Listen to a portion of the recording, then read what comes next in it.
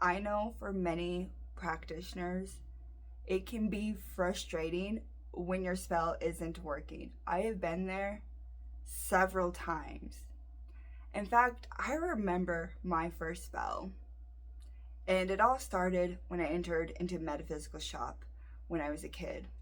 I was excited, inspired, because these adults were telling me that magic was real. At this point, I was just role playing, pretending to be part of the Harry Potter world, okay? And I was obsessed with Scooby Doo, Sabrina the Teenage Witch. It was fun, playful, which is grounding space for magic. But magic needs direction.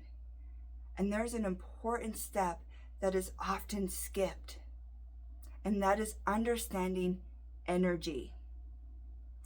Hi, my name is Tila. I have been practicing for 16 years, a witch, occultist, a devotee of Lilith. And on this channel, we explore various witchy and occult subjects, as well as talk about the infernal divine. If that is something that interests you, make sure to subscribe button down below. Energy work. Now, this concept at first can be confusing because we're like, how do you direct energy? Where does it even come from? Well, you are energy. That is your vital life force. It is all around you, and it is continuously flowing. It is something you can tap into at any point of time, and that is our first step. To understand how to work energy within our craft, we must learn how to understand it within ourselves. There is a technique called body scanning. Now, our body scan, we enter into a gentle meditation and we bring our awareness, our attention to different parts of our body. For example, our toes to the bottom of our feet, we bring it up to the legs and to the knees and so forth. When we are doing this, we are noticing sensations, emotions that may rise. We do not judge these emotions. And at some point or time, when you understand the energy, you can utilize those emotions into your spell work. Anger for justice is a great example. Now, this is a technique just to bring attention. We are not trying to move anything yet. We're not trying to play and expand it out. We are sensing. This will also help you if you're interested in communicating with spirits, because you are starting to recognize your own presence and you are stepping into your body. Your body is a vehicle for energy. It is a tool within itself. Be friends with your body. It will benefit you as a practitioner. Now, the next step is breath. Now, in various culture, breath is spirit. It is life itself. And it's through breath we can begin to learn how to move that energy through our body. So much like what we do in the body scan, where we bring our awareness into different parts, we are now going to visualize or sense energy within our body, and we're going to move it on purpose. So we're going to use our breath. We're going to inhale, breathe up that energy into certain points, and then as we exhale, we bring it back down. And this is the foundation of energy work and movement. Breath is a tool, but it is also your sacred connection to your spirit. The next step is learning how to bring that outside of yourself, which is where you see a lot of people talk about energy balls.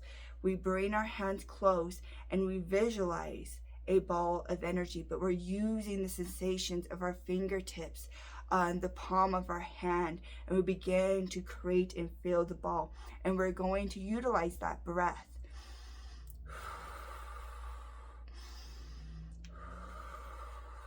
Okay, until you feel it and play. This is creating this focus, this attention and direction.